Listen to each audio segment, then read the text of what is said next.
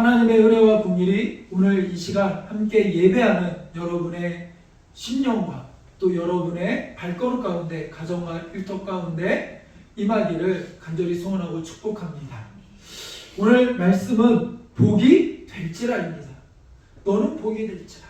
이 말씀은 하나님이 아브라함에게 하시고 선포하신 그러한 메시지입니다. 그러나 이것이 아브라함에게만이 아니라 그 메시지가 이제는 아브라함을 넘어 아브라함을 통하여 오늘 이 시간 예배하는 우리들의 심령 가운데, 여러분의 삶 가운데, 또 여러분이 밟고 믿음으로 나아가는 여러분의 비전의 그 발걸음 가운데 충만하게 임하기를 간절히 축복합니다.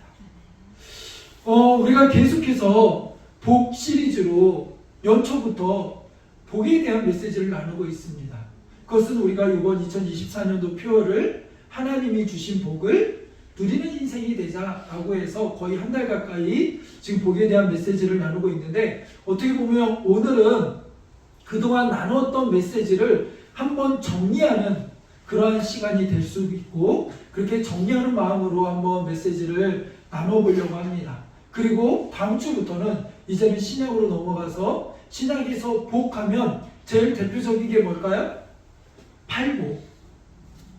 그래서 팔복에 대한 메시지를 좀 하나하나 좀 나누려고 합니다. 그렇게 해서 한 팔복이면 한 주제를 가지고 한 주씩 이렇게 하면 한 2달 정도 이렇게 갈 거고, 그래서 1, 4분기 딱 3개월 정도 이렇게 복에 대한 메시지를 마무리하게 될 겁니다. 제가 이렇게 미리 예고하는 이유는 여러분 시간 날 때 때로는 성경 읽고 나서 또 성경을 읽고 싶은데 어디 읽지? 라든지 뭔가 묵상하고 싶거나 생각하고 싶을 때 어디로 가면 되겠어요? 팔복을 이렇게 보시고 묵상하시고 생각하면 우리가 또 말씀을 나누는데 많은 도움이 될 줄로 믿습니다. 그래서 오늘은 설교가 그렇게 길지 않습니다. 요새 제가 계속 설교가 길어가지고 이렇게 요즘 목사님 설교 길어요 이러는데, 오늘은 좀 길지 않을 거예요. 왜냐하면 그동안 설교했던 것들을 좀 정리할 거니까.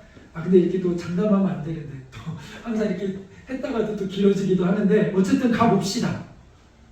오늘 창세기 12장에 보면 어떤 내용이냐면 하나님이 아브라함을 부르시는 내용입니다. 그 부르시는 가운데 하나님이 뭐라고 그래요? 너는 복이 될 것이다. 하나님이 아브라함에게 복을 주시면서 그에게 주신 선포입니다. 그럼 이 복은 무엇이고, 하나님이 아브라함을 통하여 이렇게 부르시면서 복을 주신 이유는 뭘까요? 그리고 이 복이 오늘날 우리에게는 어떤 의미가 있을까요? 나와는 어떤 연관성이 있을까요? 우리가 그동안 나눴던 그 복이 과연 무엇인지 오늘 말씀을 통하여 어떻게 보면 하나로 정리될 수 있습니다. 그런 의미에서 말씀을 살펴보는데, 먼저 12장 1절입니다. 여호와께서 아브라함에게 이르시되 너는 너의 고향 친척과 아베의 집을 떠나 내가 네게 보여줄 땅으로 가라. 내가 거기서 큰 민족을 이루고 복을 주어 내 이름을 참되게 하고 네가 복이 되겠다라고, 복이 될 것이다 라고 선포하시는 거죠. 그러니까 아브라함이 지금 고향 친척 아베의 집을 떠나서 나와야 되는 이유가 무엇입니까? 하나님이 예비하신 복된 땅이 있고 그곳에서 복의 사람으로 살게 하기 위함이라는 거죠. 그러기 위해서 너는 먼저 전제되어야 될 것이 있는데 그 아비의 집을 떠나 나오라는 것입니다. 이것이 갖는 의미는 무엇일까요? 여러 가지 의미가 있습니다. 친척, 아비의 집, 고향, 이 당시에 오늘날과 다르게 이 당시는, 지금 아브라함이 살고 있는 이 당시는 어떠한 그 상황입니까? 시대적 배경이 시족 공동체적인 상황이에요. 그러니까는 말 그대로 가족끼리 모여서 그 마을을 형성하고 그 그룹을 형성하고 그렇게 살아가는 거죠. 그리고 주변에 조금 더 빠른 문명을 갖고 있는 이들은 무엇입니까? 왕이라는 그러한 부족 중에서 조금 더 해서 왕이라는 나라의 기틀을 가지고 살아가는 그러한 상황 가운데 있습니다. 그러니까 이 당시에는 사람이 많이 모여 있어야 나를 보호해 줄 수 있는 거죠. 너 누구야? 내가 어디 가문이야? 우리 아버지가 누구야? 이게 왜 중요합니까? 우리 아버지가 이 지역에서 이만큼 유지야. 그 얘기는 이만큼 힘이 있어. 이만큼 사람이 많이 있어. 그러니까 나 건드리면 돼? 안 돼? 안 돼. 그 이름 자체가 내가 어느 가문에 속해 있고 내 아버지가 누구라는 그거 자체가 나를 보호하는 하나의 울타리가 되어지는 그런 상황 가운데 있습니다. 그런데 하나님은 거기서 어떻게 해요? 나 오라라고 이야기합니다. 왜 그렇습니까? 하나님은 분명하게 말씀하시는 거예요. 하나님의 백성은 누가 지킨다고요? 하나님이 지키신다고요. 그것이 하나님의 약속이에요. 나는 너의 하나님이 되고 너는 내 백성이 될 것이다. 그렇기 때문에 내 백성을 향한 내가 계획을 갖고 있고 그 계획을 이루기까지 내 백성은 누가 지킨다고요? 하나님이 지키신다라는 거예요. 그래서 아브라함에게 너를 지키는 그 울타리들, 세상적인 방법, 세상적인 울타리, 그 모든 것들 다 내려놓고 나와. 나만 바라보고 나와. 그럼 내가 너 책임질 것이고 너의 인생을 복되게 할 것이다. 근데 이와 같은 원리는 우리의 삶 가운데도 성경의 곳곳에도 역시 보여지고 있습니다. 이스라엘 백성들이 이제는 이스라엘 되기까지 민족으로 인큐베이팅 되기까지 그들은 어디에 있었습니까? 애굽에 있었어요. 애굽에 있었어요. 그런데 이들이 애굽에 있다가 하나님이 이제는 그들의 소리를 들으시고 그들을 불러내십니다. 그리고 그들에게 약속의 땅 가나안 땅으로 들어가게 하세요. 왜 그렇습니까? 하나님이 그들을 택하여 아브라함에게 하셨던 이 약속들을 성취하고 이루게 하시기 위해서죠. 이 복에 주시겠다라고 하는, 이 복의 근원이 되게 하시겠다라고 하는 이 약속들을 성취하고 이루시기 위해서 이제는 불러내시는 거예요. 그러기 위해서는 어디서 불러내십니까? 그들이 익숙해 있던 애굽에서 불러내는 거예요. 그 애굽은 인간적인 방법과 세상적인 방법과 그 모든 것들이 있는 곳이에요. 물론 거기 있으면 힘들 일을 했습니다. 어려웠습니다. 그래서 그들이 부르짖음 아니에요? 그런데 재밌는 사실은 뭔지 아세요? 거기 있는 동안 최소한 그들은 먹는 걱정은 안 했다라는 거예요. 잘 들으세요. 그들이 애굽에 있는 동안 뭐 걱정은 안 했어요? 먹는 걱정은 안 했어요. 아브라함이 아버지 고향집에 있을 때 최소한 먹고 사는 걱정은 안 했어요. 그래서 이스라엘 백성들이 광야를 지날 때 어떤 이야기들을 합니까? 이제는 먹는 게 불편하고 제대로 먹지를 못하니까 그들이 애굽에서 갖고 온 것이 한계가 있으니까 그게 다 떨어지고 나서 먹을 게 없으니까 그들이 하는 얘기가 뭐였어요? 그렇게 자기들이 애굽에서 나오게 해주세요. 애굽 너무 힘들어요. 애굽에서 구원해 주세요라고 기도했는데 그들이 나중에 하는 얘기가 뭐예요? 그 애굽을 그리워하며 뭐라고 얘기합니까? 최소한 애굽에서는 내가 이것도 먹었는데 먹는 걱정은 안 했다라는 거 아닙니까? 여기서 보여주는 게 무엇입니까? 우리가 세상적인 방법으로 세상에 살다 보면 편하고 잘 먹고 잘 살 수 있어요. 최소한 먹는 걱정은 안 하고 살아갈 수 있다라는 거죠. 그럴 수 있어요. 왜요? 세상은 그 자체가 목적이고 그것을 위하여 살아가고 그것이 그들의 또 하나의 그 삶을 영위하는 방법이니까요. 스스로 자신들을 지키는 방법이니까요. 먹고 사는 거 스스로를 지키기 위한 중요한 수단 중에 하나거든요. 그래서 우리 뭐 먹었는데 나 오늘 뭐 먹었는데 나 오늘 10만 원짜리 먹었어. 나 오늘 뭐 비싼 거 먹었어. 나 소고기 먹었어. 이게 왜 이렇게 중요합니까? 그들에게는 그거 자체가 자신들을 드러내는 하나의 사인이거든요. 나 이만큼 성공했고 나 이만큼 내 자신을 지키며 나 이만큼 누리면서 살아갈 수 있어.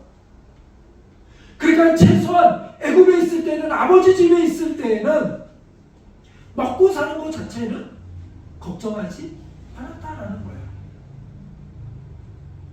스스로를 지키며 스스로를 지켜주며 그런 세상의 방식 속에 살아가는 거죠. 그런데 중요한 사실은 뭐냐면 하나님의 백성들은 거기에 익숙해져 있지 말고, 거기에 머물러 있지 말고 거기서 나와야 된다는 거예요. 그리고 우리를 먹이시는 분이 누구라는 거예요? 하나님이라는 것을 깨닫고 하나님만 바라보며 사는 인생, 거기서부터 무엇이 시작된다는 거예요? 복된 인생이 펼쳐지는 거예요. 그래서 아브라함에게 하나님은 너의 본토 아비 집을 떠나 나오라고 이야기하신 거고, 하나님이 애굽에서 이스라엘 백성들을 끌어내신 다음에 광야에서 계속해서 훈련시킨 게 뭐예요? 나만 바라봐라. 내가 너희를 먹일 것이다. 입힐 것이다. 신명기에서도 계속 뭐라고 말씀하세요? 기억하라. 내가 너희를 어떻게 입혔고 먹였고 책임졌는지 기억하라는 거예요. 그리고 신약으로 넘어가서 예수님은 뭐라고 말씀하십니까? 먹고 마시고 입고 하는 것 때문에 걱정하지 마. 그거는 누가 책임져 준대요? 하나님이 책임져 주시고, 그런 걱정은 이방인들이 하는 것이다. 즉 세상 사람들이 하는 것이다. 즉 누가요? 애굽에서 하는 걱정이야.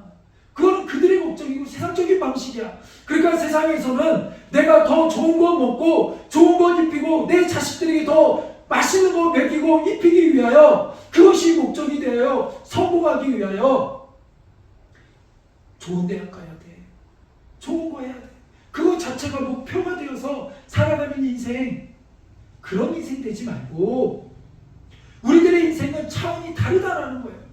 우리가 단순히 먹고 마시고 좋은 거 먹으려고 그거 자체가 목적이 되어서 사는 인생이 아니라, 너희들에게는 더 좋은 가치가 있다는 거예요. 우리들에게는 더 귀한 가치가 있다는 거예요. 그것을 깨닫고 그 가치를 품는 그런 복된 인생을 살라는 거예요. 그것을 깨달으라는 거예요. 그래서 신약에 보면 예수님을 만나고 이제는 그 복된 가치를 깨닫게 되잖아요. 누가요? 삭개오가 그렇게 깨닫게 되잖아요.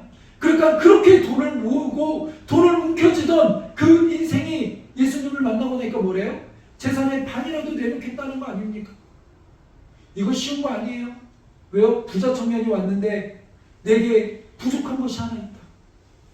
이거 대단한 청년 아닙니까? 말씀을 지키고 뭐하고 다 하고 부족한 거 한 가지 있대요. 우리는 부족한 게 수십 개는 있는 것 같은데 이 청년은 부족한 게 단 하나밖에 없대요. 얼마나 신앙적으로도 대단한 친구 아닙니까? 근데 그가 못 내려놓은 게 뭐예요? 재물 아닙니까? 근데 삭개오가 예수님을 만나고 나서 내어놓은 게 뭐예요? 그렇게 움켜쥐던 재물을 다 내어놓은 거 아닙니까? 그리고 초대교회 때 사도행전에 보면 이제는 그 성령의 역사를 받고 나서 그들의 가치관이 바뀌고 새로운 새 삶을 살아가는 그들에게 펼쳐진 게 무엇입니까? 그들이 행한 행동이 무엇입니까? 자신의 재물을 내어놓은 거 아닙니까? 왜요? 재물 자체가 목적이 아니기 때문에 그래요. 이걸로 먹고 마시는 세상적인 방식에 이 방식으로 우리가 살아가는 존재가 아님을 깨달았기 때문에 그래요. 그러니까 이제는 이건 하나님 주신 은혜구나 라고 그것을 내어놓고 그것을 다 쏟아놓을 수 있었던 거예요. 돈이 안 아까운 사람이 어디 있습니까? 그러나 그것을 내어놓는 이유는 이것이 본질적인 가치가 아니라 이것보다 더 귀한 가치가 있다는 것을 깨닫기 때문에 그런 거예요. 그 가치를 깨달은 자 또 한 사람이 있습니다. 대표적인 인물 누굽니까? 사도 바울이에요. 사도 바울은 가말리엘 문화생이에요. 그 말은 오늘날로 따지면 하버드 출신이고 서울대 출신이고 대단한 한국적인 그런 이력을 가진 사람이에요. 그는 어디든 대학 교수를 하려고 그러면 얼마든지 대학 교수도 할 수 있고 얼마든지 사회적인 높은 위치에 자신을 올려놓으려면 가려고 하면 갈 수 있는 사람이에요. 그만큼 경력과 학력을 갖고 있는 사람이니까. 그만큼 열정도 갖고 있는 사람이니까. 열심도 갖고 있는 사람이니까. 그런데 그런 그가 누구를 만납니까? 예수님을 만나고 나니까 그의 고백이 뭡니까? 이거 다 배설물이다. 이게 본질이 아니구나. 이런 의미. 이게 필요 없다. 예수 믿는 사람은 밥 안 먹어도 배 안 고프고 돈 없어서 살 수 있어. 이런 의미가 아니라 그것이 본질이 아니라는 거예요. 그것을 위하여 사는 인생이 아니라는 거예요. 그것이 우리를 보호해주고 우리를 지켜주는 것이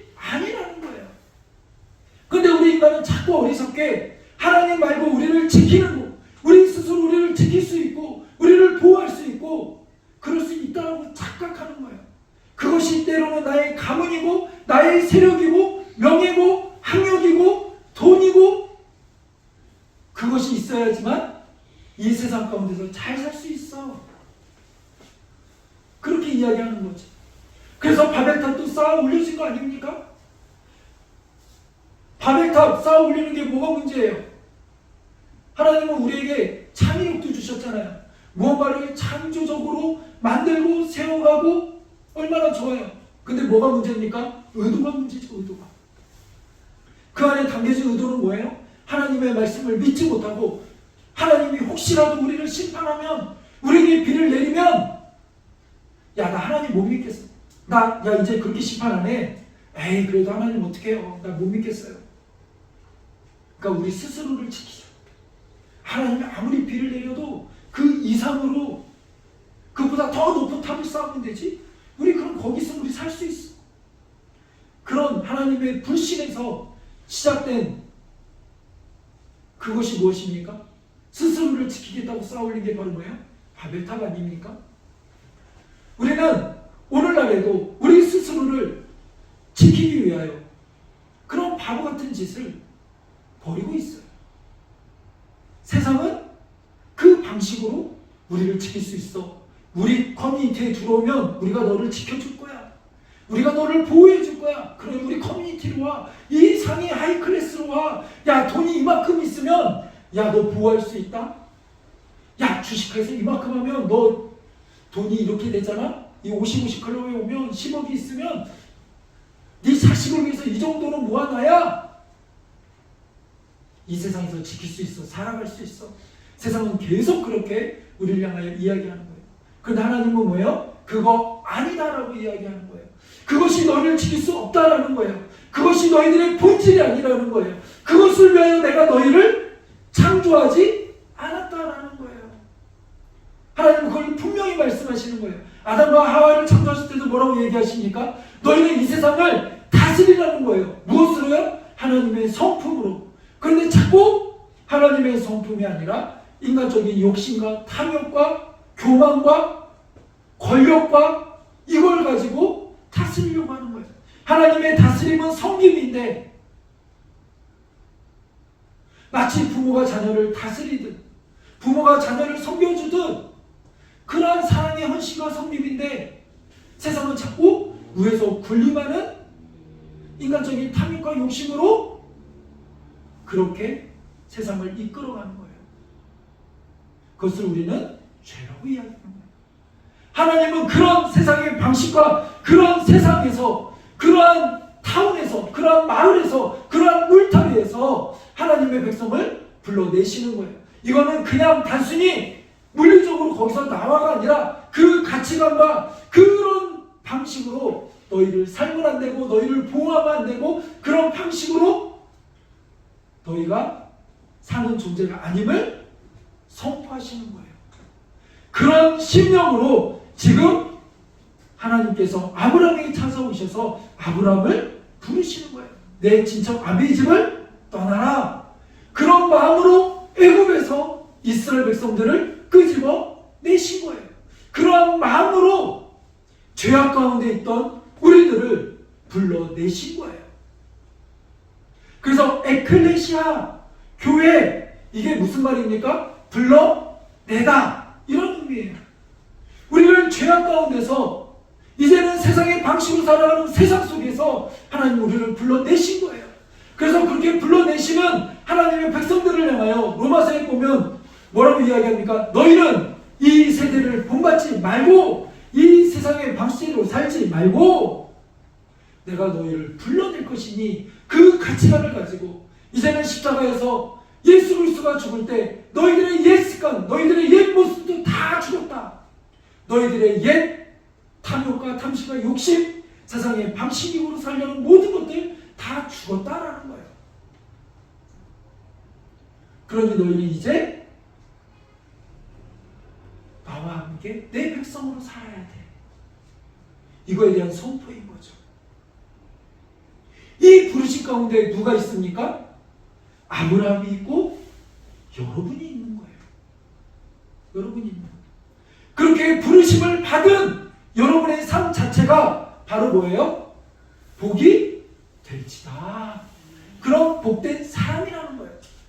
그래서 여러분 시편 말씀 나누실 때 기억나나요? 복 있는 사람은, 여기서 말할 때 복 있는 사람은 이라고 얘기할 때 그게 뭐였어요? 복 있는 사람은 이렇게 해야지만 돼, 이걸 해야지만 복 있는 사람이 돼, 이런 거 아니라고 그랬잖아요. 감탄사라고 그랬잖아요. 복 있는 사람아, 내가 태어났더니 삼성 이재용의 아들, 딸, 와, 유재석 아들, 딸, 와, 이런 것처럼 우리는 태어났더니 모태신앙들 얼마나 은혜요? 하나님을 믿는 가정 속에 태어나고, 하나님을 알아가는 가정 속에 태어나고, 하나님의 백성으로 그 울타리 안에 태어났다는 것, 그 자체가 복인 거예요. 복의 시작은 어디서부터 시작됩니까?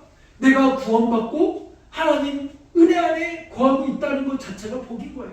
내가 하나님의 백성 되었다는 그 자체가 바로 뭐예요? 복인 거예요. 그것을 여러분 꼭 깨달으시기 바랍니다. 복된 사람은 무언가를 해야지만 그 행위로 복된 사람이 되는 게 아니에요. 내가 복된 사람이 된 것은 나를 복된 사람으로 부르신, 하나님의 백성으로 부르신 하나님 때문에 그 백성된, 그 구원함을 입은 우리가 바로 그것으로 인하여 복된 사람이 된 거예요. 행위가 아니라 믿음인 줄 여러분 믿으시기 바랍니다. 그래서 갈라디아서 3장 14절에 보면 이렇게 선포하세요. 이는 그리스도 예수 안에서 아브라함의 복이 이방인에게 미치게 하고 또 우리로 하여금 믿음으로 말미암아 성령의 약속을 받게 하려 함이라. 아멘. 이 아브라함에게 주신 복덩이의 이 약속이, 복의 약속이 오늘 어떻게 됐대요? 이방인에게 미치. 이 이방인에게 미쳤다라는 말은 무슨 말이에요? 오늘 우리에게 미쳤다라는 얘기예요. 이 성경의 관점에서 보면 우리는 바로 다 뭐예요? 이방인이잖아요. 이스라엘을 제외한 우리 모두는 다 이방인이잖아요. 그럼 우리에게까지 그 은혜가 미치고 구원의 은혜가 미친 이유는 바로 무엇입니까? 이 약속 때문에 그래요. 성경의 약속 때문에 그래요. 하나님의 큰 그림과 계획 속에 우리가 있기 때문에 그래요. 그것을 위하여 하나님은 오늘 우리를 부르신 거예요. 아브라함에게 너 고향 친척 아비집을 떠나라. 이제 인간적인 방법과 세상의 방식과 세상의 방법으로 너를 지키려고 하는 모든 곳에서 떠나. 이제 내 백성으로 나와 함께 살자. 그러니 내가 지킬 거니까 누구만 바라봐라? 나만 바라봐라. 오늘 이 원리가 우리들에게도 적용되는 줄로 믿습니다. 내 사랑하는 아들아, 내 사랑하는 딸아, 너의 삶과 꿈 가운데, 비전 가운데 세상은 이렇게 해야 산다고 그러지, 세상은 이렇게 해야지 성공할 수 있다고 그러지, 세상은 이렇게 해야지 된다라고 이야기하지, 그러나 그렇지 않아. 하나님의 말씀으로 사는 거야. 믿음으로 사는 거야. 이 세상을 이김은 이것이니 바로 믿음이다. 누구를 향한 믿음이요? 하나님을 믿는 믿음. 그 믿음이 약해질 때마다 그 믿음을 굳건하게 세우고 흔들리지 않게 하려고 우리에게 계속 무엇을 주셨습니까? 하나님의 말씀인 성경을 주신 거죠. 아브라함을 하나님이 이렇게 부르셨어요. 그리고 아브라함이 이제는 이 믿음의 약속을 이루기까지 엄청나게 오랜 시간이 걸립니다. 아들 하나 주는데도 여러분이 잘 아는 대로 75세 때 그 부르심을 받고 약속을 받았어요. 그리고 몇 세 때 아들을 낳았어요? 100세 때. 이 25년의 기간 동안 아브라함에게는 이 믿음이 흔들리는 시간이 있었을까요? 없었을까요? 있었죠. 갈 바를 알지 못하고 가다가 이게 약속의 땅인데 가뭄이 오니까 옮겨가서 부유하고 화려한 애국으로도 가보고, 때로는 아들이 없어서 어떻게 해요? 내 종이 아들입니다. 이 종에게 내 아들 양자 삼을게요. 그것도 안 되니까 인간적인 방법으로 또 이스마엘을 낳기도 하고, 여러 가지 그 약속을 성취하기까지 우리 인간은 내 힘으로 복된 인생이 될 수 있는 능력이 없어요. 늘 이렇게 흔들리고 또 늘 이렇게 약한 존재예요. 근데 하나님은 이 과정을 왜 다 성경에 기록해 놓으셨어요? 보고 우리 안에 믿음을 믿음을 작동하라고. 우리 존재는 이렇게 원래 연약한 존재라고. 그러니까 흔들릴 때마다 그때마다 하나님이 아브라함 가운데 어떻게 하셨는지를 보라는 거예요. 아브라함이 어떻게 했는지가 아니라 그 아브라함을 부르신 하나님께서 아브라함에게 어떻게 인도하셨고 어떻게 믿음으로 역사하셨고 하나님이 어떻게 일하셨는지를 보라는 거예요. 초점이 어디 있어요? 하나님의 일하심을 보라는 거예요. 이게 왜 중요합니까? 성경에서 이게 왜 중요합니까? 하나님이 이것을 왜 기록하셨어요? 그렇게 하나님이 누구에게도요? 오늘날 우리에게도 그렇게 행하시겠다. 우리에게도 그렇게 일하시겠다라고 약속하셨기 때문에 중요한 거예요. 그래서 우리가 자꾸 성경을 읽으라고 하고 묵상하고 말씀을 붙잡아야 되는 거예요. 믿음이 흔들릴 때마다 때로는 내 안에 자꾸 세상적인 방법과 세상과 갈등이 일어날 때마다 내 안에 하나님이 없는 것 같고 때로는 하나님이 침묵하는 것 같은 그런 상황이 올 때마다 우리는 어디로 돌아가야 합니까? 말씀으로 돌아가야 되고 성경으로 돌아가야 되고 그래서 우리의 믿음이 작동되어야 되는 거예요. 믿음을 작동시키기 위해서는 무엇을 주입해야 됩니까? 자동차가 가기 위해서는 휘발유와 경유를 넣어줘야 돼요. 기름을 넣어줘야 돼요. 그래야 가요. 그게 없으면 멈춰요. 오늘 우리 안에 믿음이 작동되기 위해서는 믿음의 윤활유가 뭐예요? 말씀이에요. 믿음은 어디에서 나요? 말씀에서 나요. 들음에서 나요. 그래서 바른 말씀을 듣는 게 매우 중요하다는 거죠. 그래서 우리가 그 말씀을 들을 때마다 깨닫는 은혜를 주세요라고 성경 하나님께 기도하며 간구하며 나가는 거예요. 그런 은혜가 있기를 원합니다. 그런 거룩한 습관을 여러분 안에 길들여지길 원합니다. 그런 거룩한 습관이 있는 여러분의 삶이 되기를 원합니다. 하나님은 이렇게 우리를 불러 세우셨어요. 그런 부르심 가운데 있는 우리 자체가 바로 복이에요. 복이에요. 그리고 이것이 왜 또 복인지 아십니까? 자, 2절을 보면 하나님 뭐예요? 내가 너로 큰 민족을 이루겠고 내게 복을 주. 여기서 말하는 복을 주는 주체가 누굽니까? 복을 누가 주십니까? 하나님이 주시잖아요. 아담과 하와에게도 복 주시오. 그들을 창조하시고 복 주시는 주체가 누굽니까? 하나님이에요. 우리에게 복을 주시는 분은 누구예요? 하나님이에요. 하나님 자체가 복의 근원이에요. 여러분 믿으시기 바랍니다. 복 자체는 하나님이세요. 그 하나님이 우리를 부르시고 우리와 함께 하신대요. 아무런 소망 없는 우리에게 이제는 복 주시고 그 복을 다스릴 수 있는 그 복을 사용할 수 있는 능력과 모든 것을 주신대요. 그렇게 하시기 위해서 하나님이 우리와 함께 하신대요. 그 인생 자체가 바로 복인 거죠. 그러니까 하나님의 부르심 가운데는 그냥 부르심이 아니라 이제 내가 너와 함께 할 거야 라는 그 하나님의 약속이 바로 우리를 복되게 하는 거예요. 그렇기 때문에 복인 거예요. 그래서 더 나아가 하나님은 뭐라고 이야기하십니까? 너는 복이 될 것이다. 복이 될 것이다. 이제는 그냥 네가 어떤 것 때문에 복이야. 너 돈 있어서 복이야. 너 건강해서 복이야. 참 너는 성공해서 복이야. 이런 차원이 아니라 하나님이 너의 인생 가운데 함께 하시기 때문에 네 삶 자체가 존재 자체가 바로 뭐라는 거예요? 복이라는 거예요. 그리고 이제는 너와 함께 하기 때문에 네가 가는 곳곳마다 네가 있는 곳곳마다 네가 서 있는 것 네가 숨쉬고 너의 삶 자체가 복이 되게 하시겠다라는 거예요. 이 얼마나 놀라운 축복입니까? 그래서 이제는 아브라함이 있는 그 모든 것을 아브라함의 삶의 모든 것을 복되게 하시겠다라는 거예요. 이 말은 무슨 말이냐면 이제는 복을 따라 쫓아다닐 필요 없다라는 얘기예요. 야 저기 가면 땅 까보는데 저기가 야 약속의 땅 복된 땅이야. 미리 가서 그 복 쫓아다닐 필요 없다라는 거예요. 여길 가야 돈을 벌어 이것 쫓아다닐 필요 없다라는 거예요. 복을 위하여 엉뚱한 데 쫓아다니고 헛된 것을 쫓아다니지 말고 하나님이 너와 함께 하시기 때문에 아브라함아 네가 받는 그 땅이 복된 땅이 될 것이다. 아브라함아 내가 너와 함께 하기 때문에 네가 하는 모든 일들을 통하여 나 여호와의 힘을 알게 하고 드러낼 거야. 내 영광을 너의 삶 가운데 줄 거야. 그러니까 그 삶 가운데 이제는 나 여호와를 다른 사람들이 보고 알게 할 거야. 그것으로 인하여 구원의 역사를 이루게 하시겠다라는 거예요. 그것으로 인하여 그 인생이 복되게 하시겠다라는 거예요.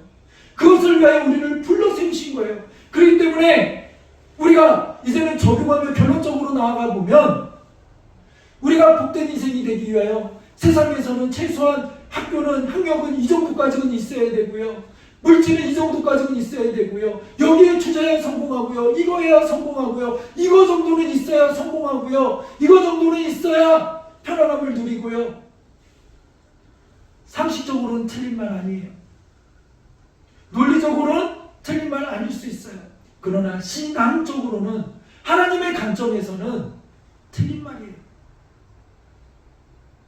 인간의 명철을 의지하지 말고 그런 방법으로 우리 스스로 우리 존재를 우리는 지킬 수 있는 존재가 아니에요. 우리는 그렇게 먹고 살기 위한 것만을 목표로 해서 우리 인생을 허비하도록 하나님이 우리를 부르지 않으셨어요. 우리 안에 하나님의 영광을 주셨어요. 우리 안에 하나님 뜻과 비전을 주셨어요.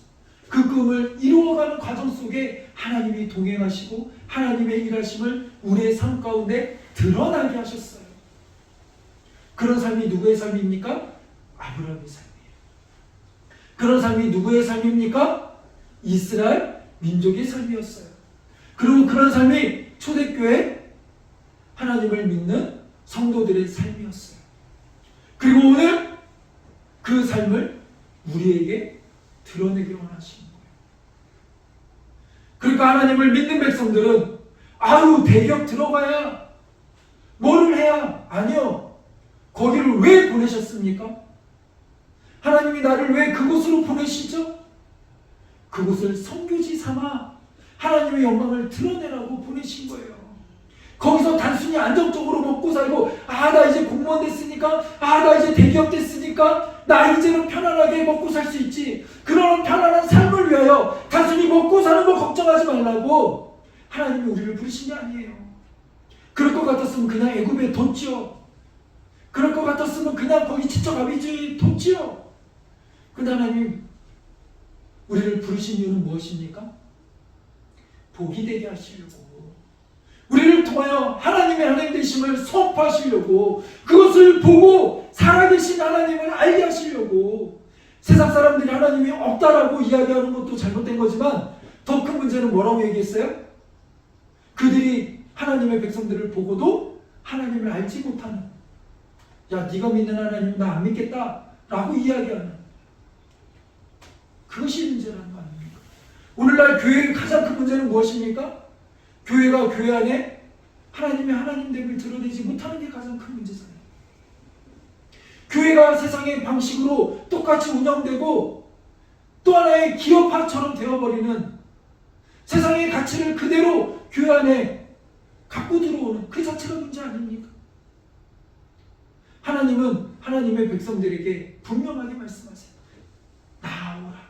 세상 가운데서 나와서 이제는 내 방식대로 내가 너를 이끌고 책임져 줄 테니 나를 믿고 따라오렴. 그럼 너의 인생은 복된 인생이야. 그 복된 인생을 드러내게 할 거야. 그런 우리들의 삶이 되길 원합니다.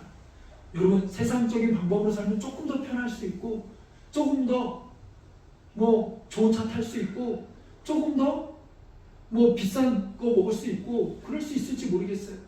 그러나 우리 인생은 그런 인생을 위하여 부르심 받은 거 아니잖아요.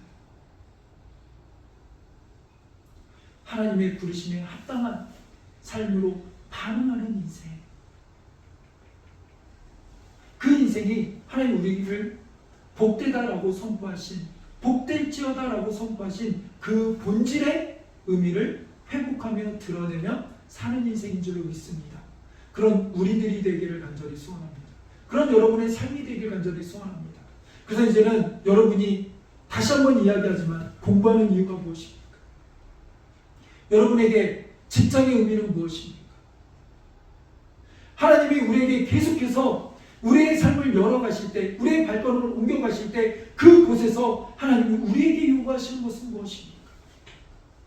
하나님 우리에게 은사를 주시고 달란트를 주시고 때로는 물질을 주시고 우리에게 지혜를 주시고 우리에게 주시는 많은 것들을 허락하신 이유는 무엇입니까? 나 혼자 잘 먹고 잘 살고 편안함을 위하여 주신 것이 아님을 여러분 기억하십시오. 또 이 말을 오해하지 마세요. 무조건 하나님의 백성은 힘들게 살고 지질 궁성 이런 의미 아닌 거 아시죠? 본질적인 질문을 여러분이 하고 있는 거예요. 오늘 우리들의 삶이 그런 복된 삶을 누리는 인생이 되기를 간절히 소원합니다.